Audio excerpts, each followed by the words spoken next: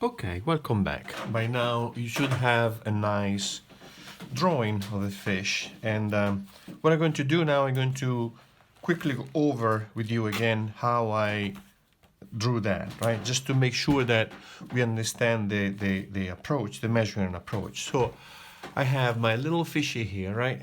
Like this. And I drew this very quick sketch. I want to show you how I did it.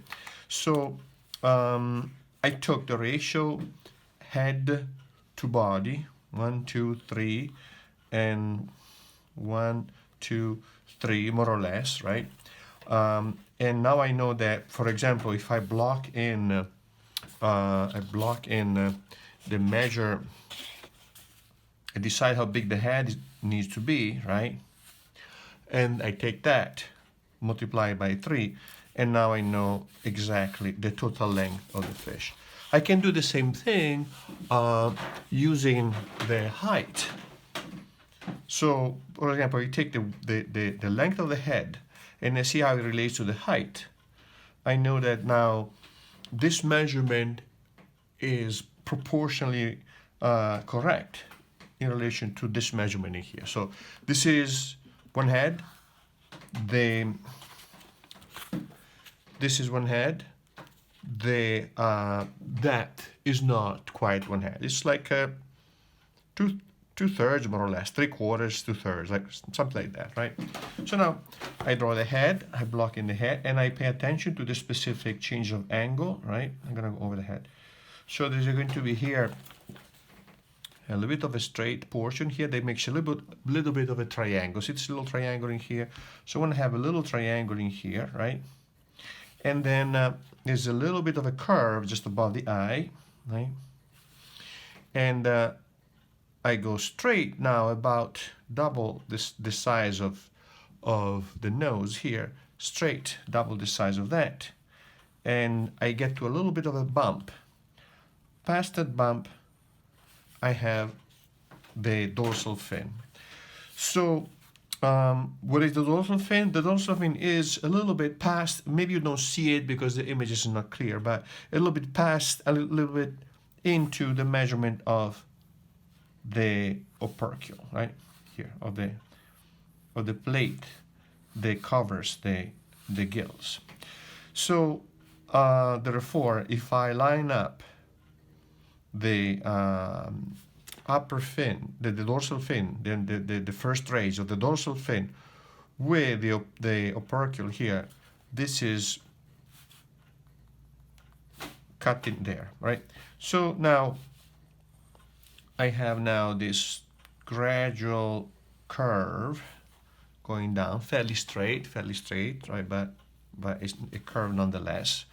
And then same thing, I could use the head to see how big the tail is, and it's this portion in here is a little bit longer than the length of the head, so I take this, I take that, a little bit longer here, right? So now I have the tail. I want to see if it's a forked tail or a flat tail or whatnot. Then I want to see, now when I'm blocking the lip, I want to see the lip is kind of at the same level as the anterior part of the eye. See that? So that's the lip ends up at the same level as the eye, right? So that's the eye, and I see that the iris is oblong, right? And I block it in like that. So same thing, when I draw the position of the fin, for example, the pectoral fin would be here, the ventral fin is here, and I look at this, the ventral fin gets all the way, maybe you don't see it because it gets really dark, all the way down here to the same level as the caudal peduncle here. Strange name, right? Here and then here. Very thin, beautiful little fish. This is like 3 inches long, this fish. So I'm making it bigger than life, right? Than real life. So one thing I want to do when you have a book like this, see, you read that 1 3/8 of an inch is the size, medium size, could be a little bit bigger. Page 458. So let's look at page 458 and they tell us about, so this is called 3-line baslet. Cute name, right? So 3-line baslet. And it tells you all the marking at the height, 3 distinct blue lines on the head and anterior part of the body, 12 dorsal fin spines, length total length to 1 3/8, so a couple of inches. And it turns out that these fish do not have the baslet family. The Grammatidae, they don't have lateral lines, so fine, right?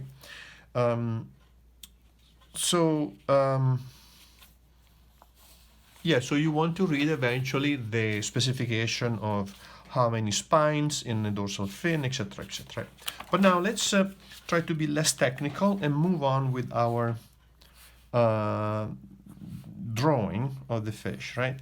I look at this anal fin and it gets all the way up to here. Maybe again you don't see it because of the it's very faint, and it's a little bit past the caudal peduncle here, like this. And then the dorsal fin, which has 11 to 13 rays, as we have read in I've read in the booklet, right? So I want to see now, for example, where is, so I check where is the dorsal fin beginning, right, in relation to the head, for example. Where is the pectoral fin beginning, a little bit past that. Where is the ventral fin? It's a little bit ahead of the dorsal fin here, right? Where is the anal fin? And it's, let's see, not halfway, but a little bit more than halfway going back, right? So meaning every time I make one of these, I add one of these elements, I want to make sure that I have them in the right place, right? Proportional relationship. So now I look at my fishy and I see it's really cute little fishy.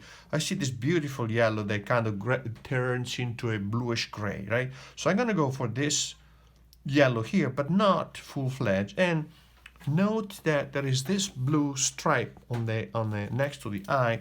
So I want to mark that because probably I will have to paint around it. I want to keep the color really, really bright. So I'm gonna mark it and leave it alone, right?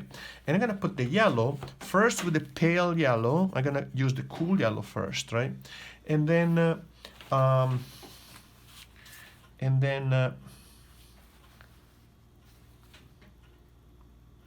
go over it with the warmer yellow, right? Because I see that the yellow starts more intense in here and maybe warmer, and it gets cooler as you move back in here because probably of the effect of the bluish color of the back, right? So we can block in now the colors, and I'm going to break down the margin, the lower margin of the yellow here, because it will, as I already mentioned, the lower part of the fish is silvery, and you see it's a little bit pink in here, right? So I'll leave it alone like that. I mark my fins. No, I show you my scale. I'll show you how to do the scales, right? And now the dorsal fin and the ventral fin, these fins in here, they look dark, but only because the background is dark. In reality, I see a little bit of yellow in here. So what I'm going to do, I'm going to put a very pale yellow all over the dorsal fin, but very, very faint, very light.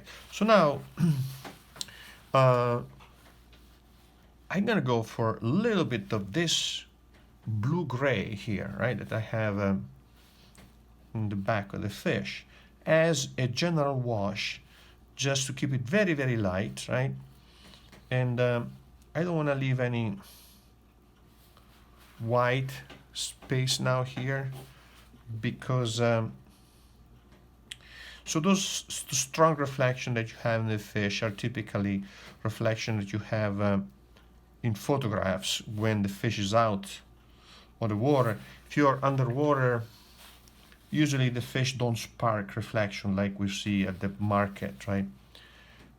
They would, I mean, they do sometimes, they move, etc. You see them, like, you know, moving, flashing about, but mostly the colors tend to be much more, I wouldn't say subtle, but they don't really spark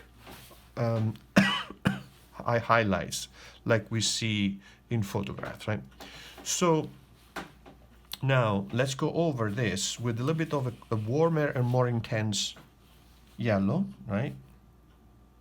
Here, taking care of gradually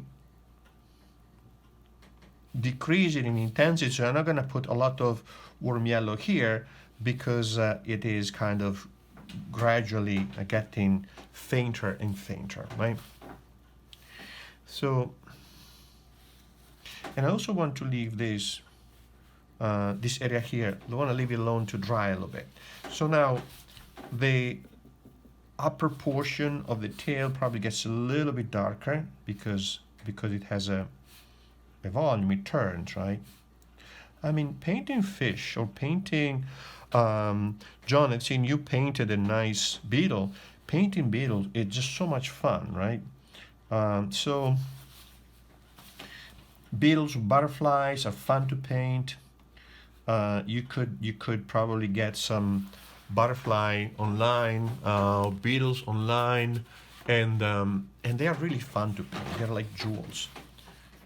When I used to work a lot for scientific images, scientific illustration, and I used to go to the Museum of Natural History in New York to, you know, to work with the scientists there, and they have this incredible collection of specimen of, you name it, they have it.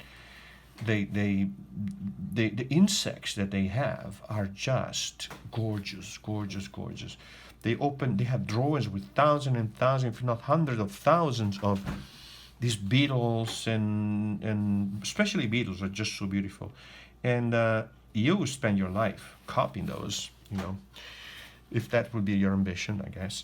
But it's they're beautiful. They're just beautiful. So you could even collect them. You go and walk in the woods, right? Collect a specimen or two of insects, and then put them in alcohol, copy them. I have very often. So here, notice I put, before I go on ranting too long, see this area here is a little bit like cobalt violet, right? Now I have cobalt violet, so I'm gonna use it. I mean, I told you to buy it if you can, I'm gonna use it. So, but otherwise, I'm gonna use only those colors, the 6 colors that I have you guys buy, right? So the lower portion of the fish is going to be kind of silvery, cool blue, right? So I'm gonna put a little bit of a darker color here, right?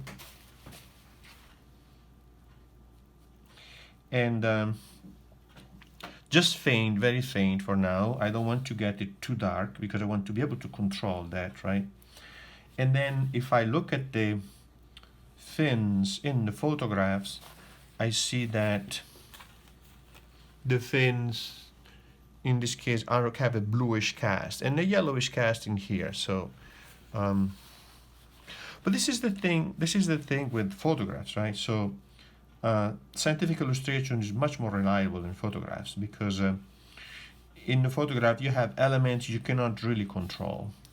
In number one, because of the light, environmental situation, you know, you cannot really splay out all the things the way they are. But mostly, when you take a picture of a fish, it's a specific fish. Maybe it is not the typical fish. So with the scientific illustration, you can extrapolate. You can focus only on the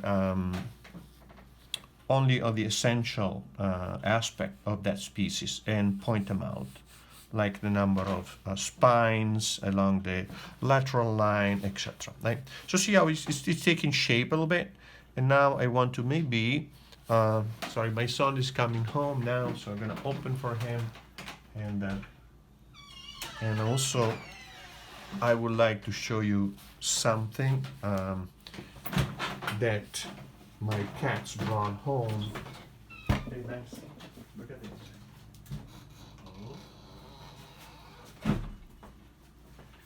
Can I show my students? Yeah. See, guys, look what my cat caught. It's alive, right? And I'm gonna keep it here until it recovers, right, in the hat. All right, poor thing. So anyway, go back to, that would be also a very nice specimen to copy, right? And so let's go back to the fish, right, guys? So so I can't resist. I had to pick up all the things that the cat drags inside, right? So that was one, right? So now going over here with a little bit more orangey red, a little bit more yellow, more intense yellow, which I could make by mixing some, just a little bit of red to the yellow that I have been mixing so far. And find this marking, this kind of nice mottled pinkish cobalt area in here, right? And now let's look at the eye. The eye has a nice, I could use cobalt blue for the outside of the eye here, see that? And I could use ultramarine for the inside. So I'm gonna do this here, nice cobalt blue, following the painting around the iris right here, and leaving a very thin white margin here all around here, right? Because that's what I see in the picture.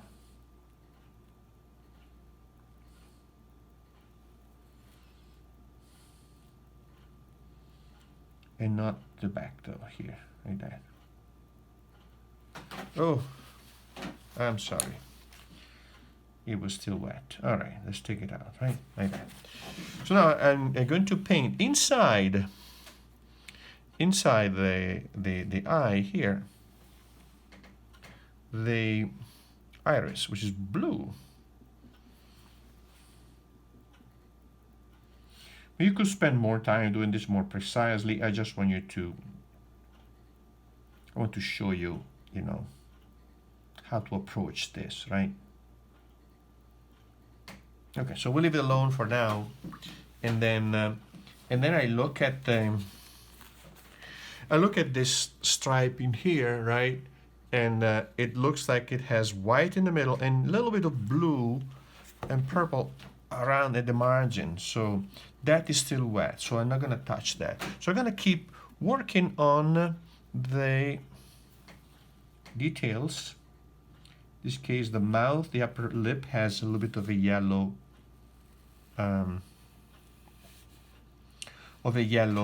margin. And then I can also, looking at the photograph, see this lower part in here is a little bit darker here. See that?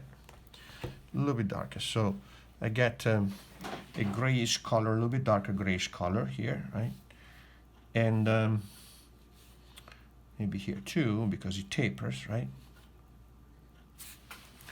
And now I can block in the pectoral fin. This fin here is typically thin. Sometimes this little fish is just barely visible. So what I need to do, I need to hint at it, but just leaving painting the yellow color of the fish, right? Because it's going to be transparent. I let it dry, and then later I'm going to paint over it the rays that apparently are a little bit pinkish violet, right? So it can also soften up this margin here, right?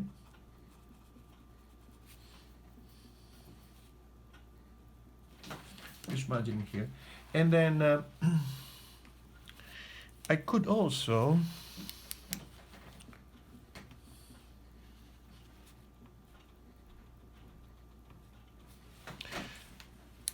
go about doing the rays, right? So the rays, I see that the rays have a little bit of a bluish space in between. So hopefully this is dry. And we have seen there are 11 to 13 rays plus a couple that are hard. So 1,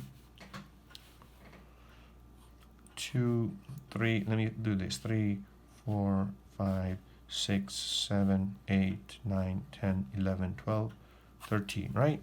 So these are soft rays, right?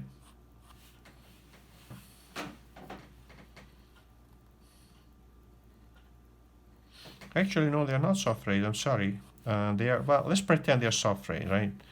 I was looking back at the fish, and they are hard, they're spined here and soft here. Fine.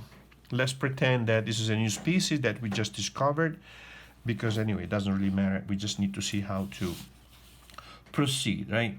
So now here I could block in the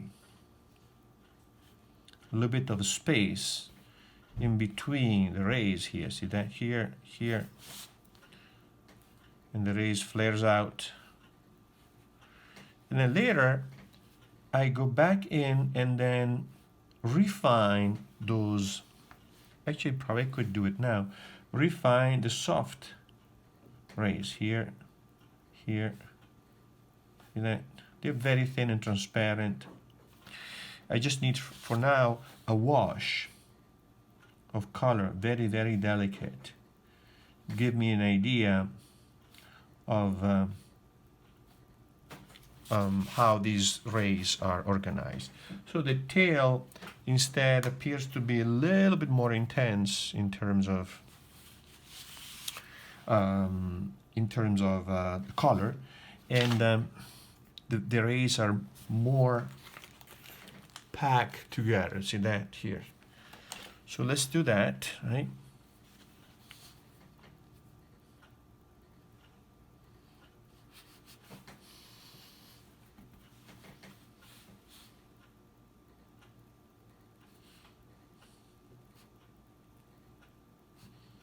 So these brushes in here, see how you can vary the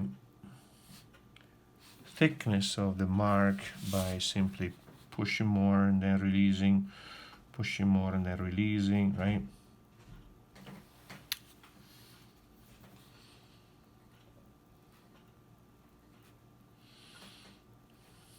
So you would also have to read how many rays you have in the tail and so on. But I'm thinking, let's not get carried away with this, because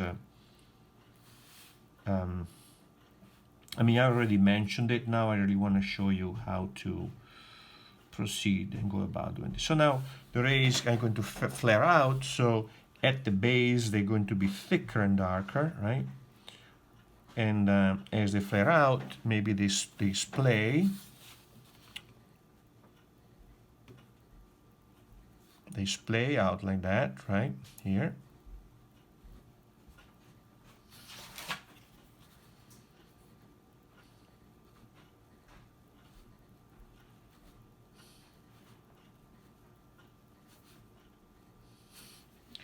And so, and I can go back to that and eventually reinforce it a little bit, right? So, but for now, for now, let's go back now to the scales, right? So the scales are fairly evident here and uniform here, not so much in here. So, and there's probably a limit of the photographs, right? So let's go with the scale, right? See how kind of darker blue-gray, right? Wherever they're visible.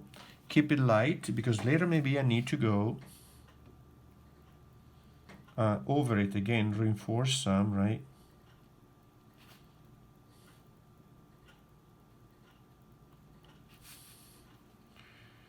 Poor birdie. I hope it makes it.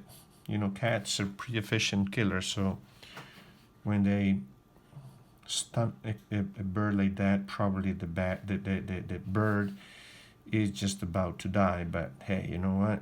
That's what they do, cats, right? That's what we do with cows, right? Okay, so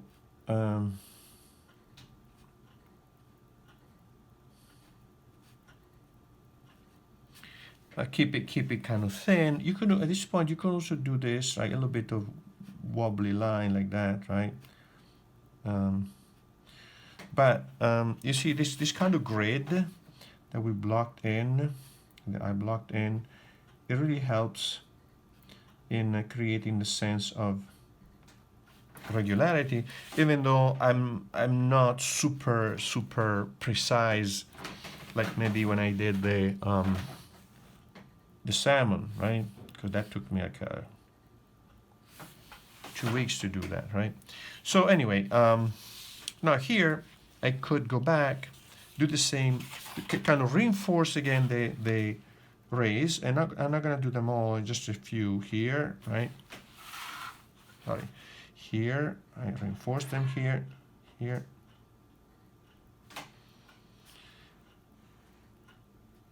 And at the base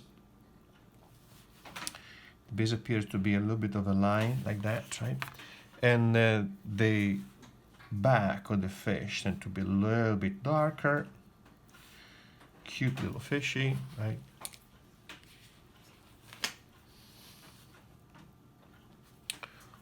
And then I see that in the picture, that yellow is gradually fading, but it's still visible here at the transition between the yellow scales and the blue scale here. So I'm going to add a little bit of a color here and there, right? It makes an interesting contrast.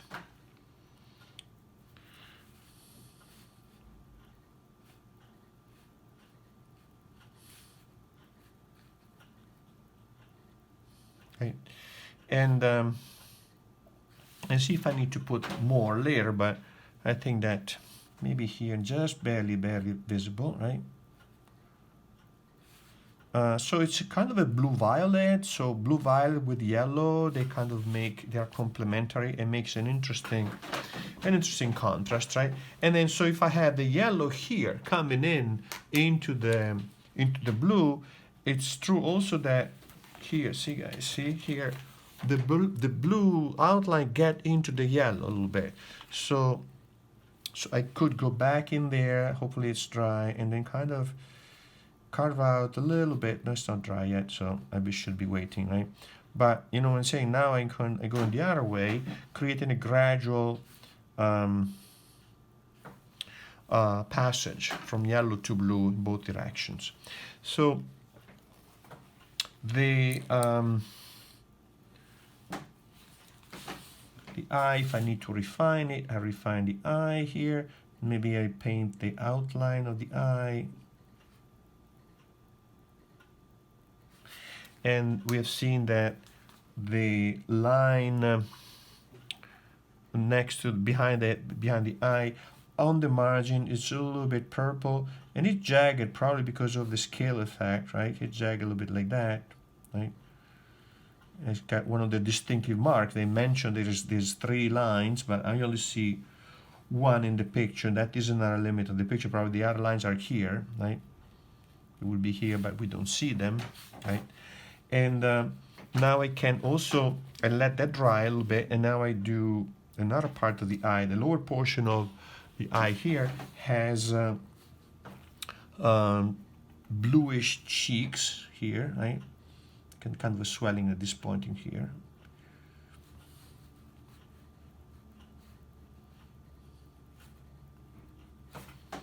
Bluish cheeks in here.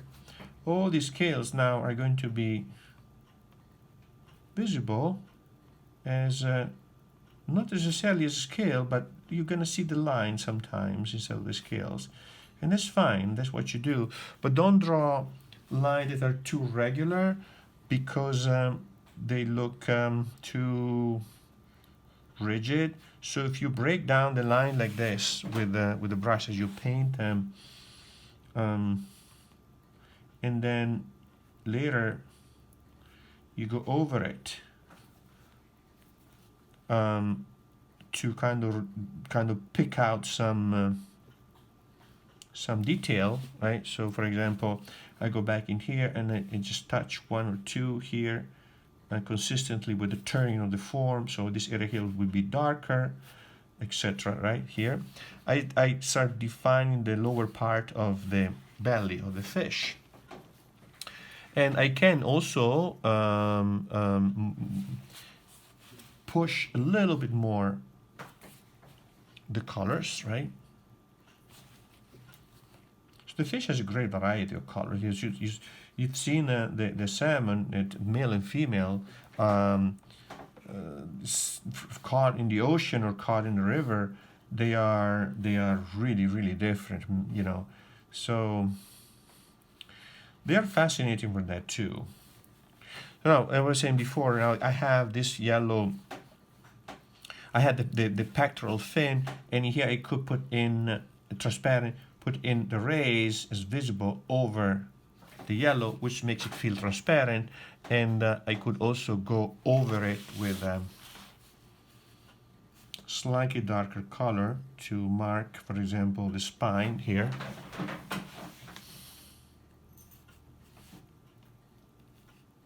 The hard ray, right here, like that. And same thing here in these in the ventral. Ventral means the belly, right? The ventral fins, they're very long. So I'm going to have a thicker ray here, typically, because it's the one that moves the fin in and out. So it has to be rigid, and sometimes it's just short, right? And then from here, all these rays develop, right? The color is not visible there much, so I'm just going to color it bluish, right?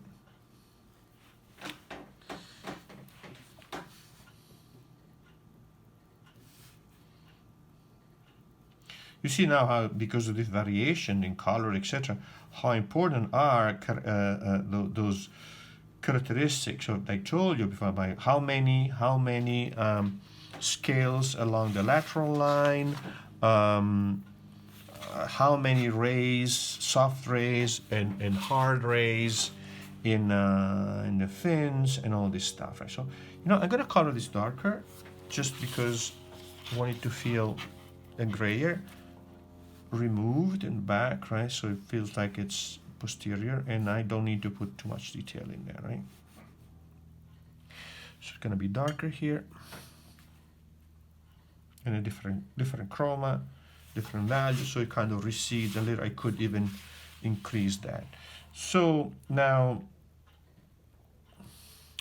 I can go now over the various outlines of the figure, right?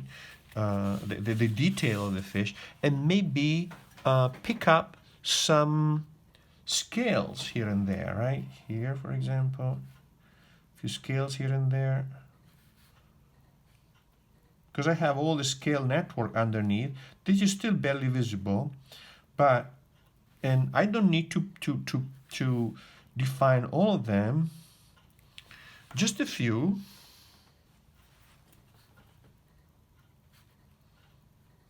Just a few here and there, right? So, and then clearly, gradually carve it out more and more precisely.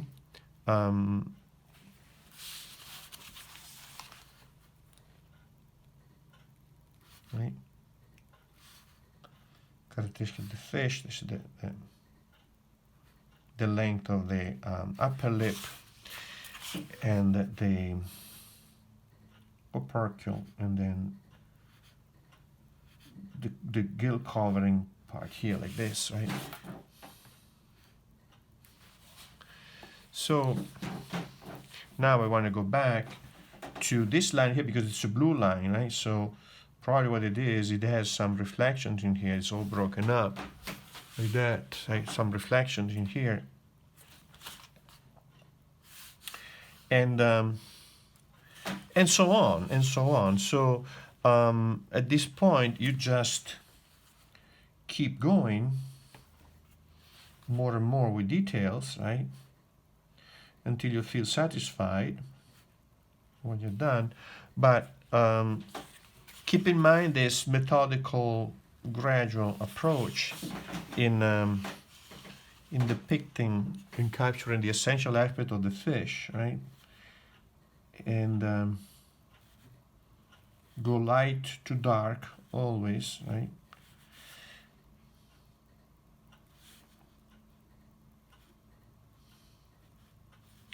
It would be best if you had 2 or 3, 4 photographs of the same subject, because then you can see sometime in a photograph is lacking a few details. You don't see all the details in one. You see some detail in one, some in another. So you're gonna recreate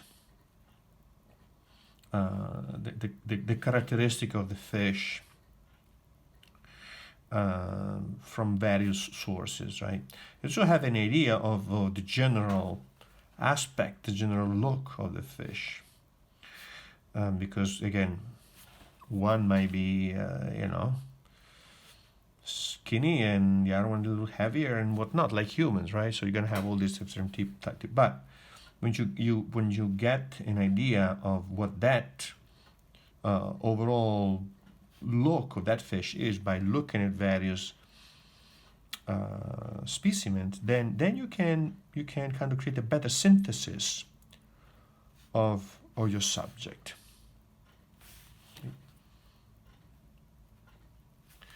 So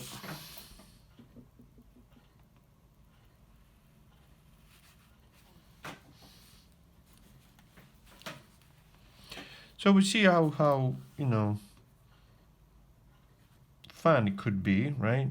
Just spending some time.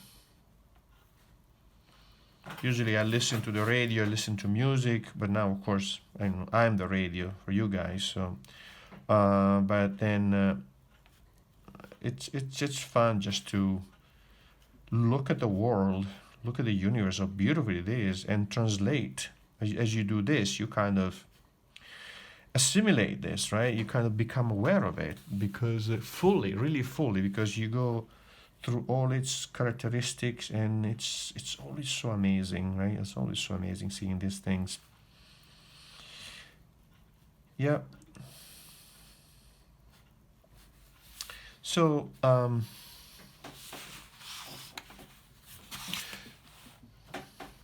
think that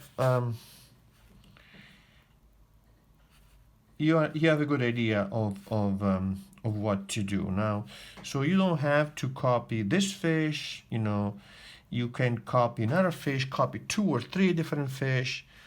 Try to have try to find a fish that you like, maybe fresh.